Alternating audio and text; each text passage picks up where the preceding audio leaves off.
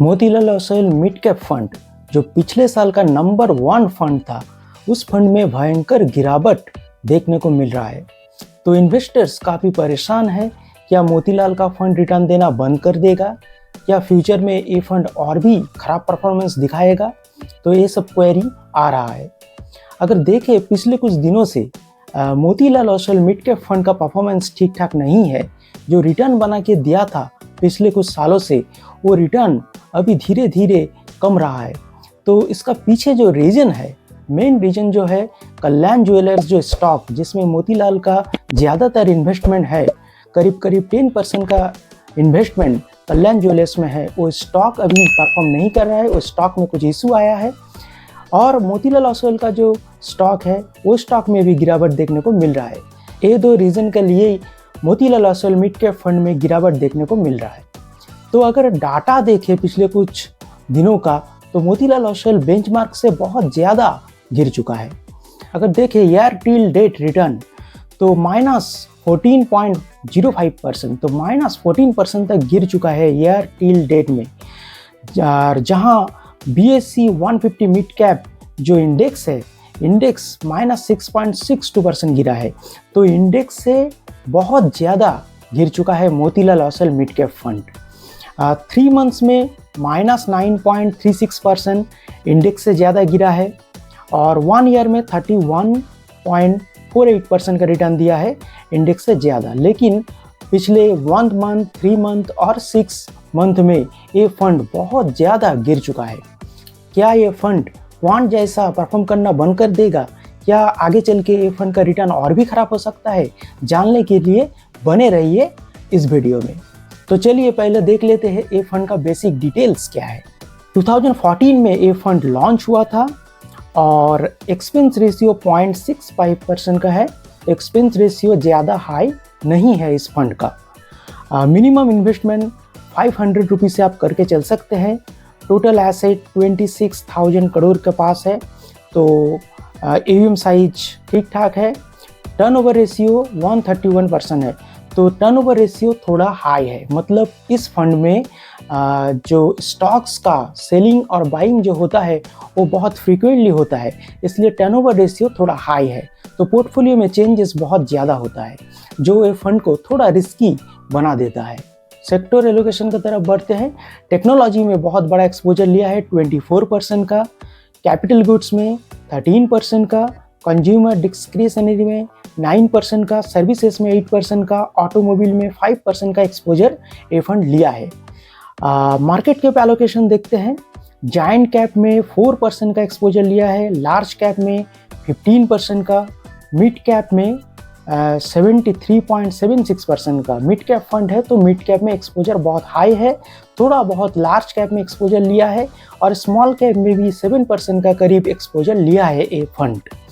तो sector allocation और market cap allocation बहुत अच्छा है। अब चलिए देखते हैं क्या क्या स्टॉक इस फंड का पोर्टफोलियो में है। अगर देखें Motilal Oswal mid cap fund में जो स्टॉक्स है ज़्यादा नहीं है, 30 या फिर 29 स्टॉक्स ये फंड में है। तो ये फंड में अगर देखें तो कल्याण ज्वेलर्स में बहुत ज़्यादा एक्सपोजर लिया है। करीब 10% का करीब एक्सपोजर कल्याण ज्वेलर्स में लिया है। Polycab India, Jio finance, Coforge, persistent system, tube investment of India, Voltas, Balkrishna industries, Zomato, max health care institute. Motilal Oswal mid cap fund में जो रिटर्न पिछले कुछ दिनों से बन रहा था, इसका पीछे मेन रीजन था स्टॉक पिकिंग। बहुत अच्छा स्टॉक सिलेक्शन फंड मैनेजर ने किया है और स्ट्रॉन्ग फंड मैनेजमेंट का लिए ही ये फंड बहुत ज़्यादा रिटर्न जनरेट करके अपने इन्वेस्टर्स को दिया है। चलिए रिस्क रेशियो की तरफ बढ़ते हैं। रिस्क रेशियो अगर देखें, स्टैंडर्ड डिविएशन बहुत हाई है, 18.32 का स्टैंडर्ड डिविएशन है, मतलब ये फंड बहुत ज़्यादा रिस्क लेता है। बीटा भी हाई है 0.94, एक का करीब बीटा है, मतलब हाई वॉलेटाइल फंड है Motilal Oswal mid cap fund. जब रिटर्न देगा तब बहुत ज़्यादा रिटर्न देगा, लेकिन जब गिरेगा तब ये फंड में बहुत ज़्यादा नुकसान आपको देखने को मिल सकता है। तो ये फंड वॉलेटाइल फंड है। शार्प रेशियो ठीक ठाक है। जेसन अल्फ़ा देखिए 8.44 का अल्फ़ा है, तो अल्फ़ा इस फंड का हाई है, मतलब ये फंड बेंचमार्क से बहुत ज़्यादा रिटर्न जनरेट करके देता है।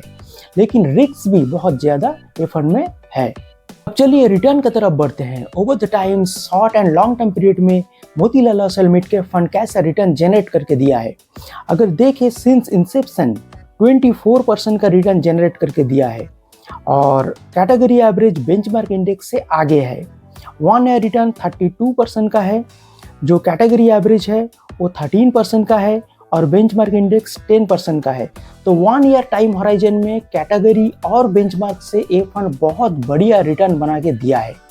जो मार्जिन है वो बहुत हाई है, कैटेगरी और बेंचमार्क को बहुत ज़्यादा मार्जिन से बीट किया है ये फंड 1 ईयर टाइम होराइजन में।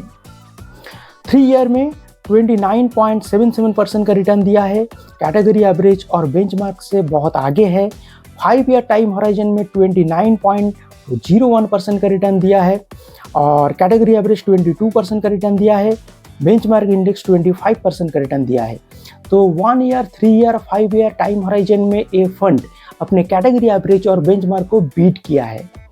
10 ईयर टाइम होराइजन में 19.62% का बहुत ही बेहतरीन रिटर्न बना के दिया है, कैटेगरी एवरेज 15% का और बेंचमार्क इंडेक्स 17% का।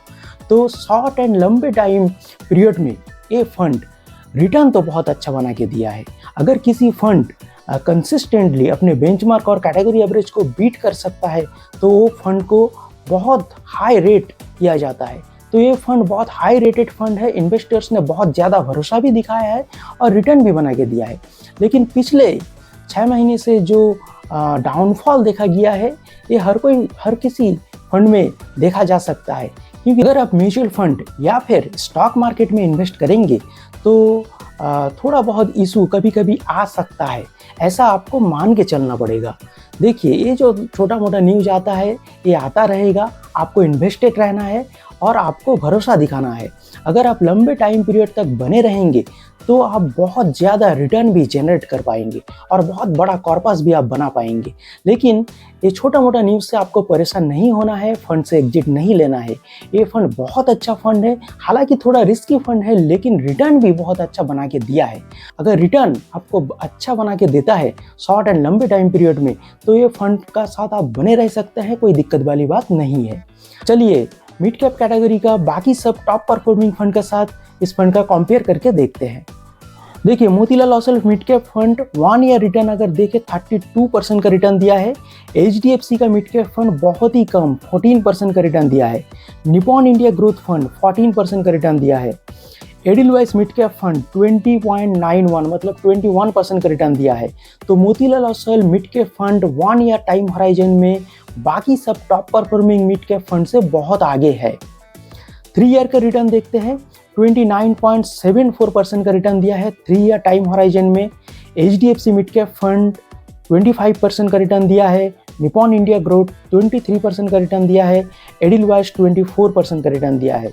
तो 3 ईयर टाइम होराइजन में भी ये फंड बाकी सब टॉप परफॉर्मिंग फंड का साथ अगर कंपेयर करके देखें तो बहुत आगे है।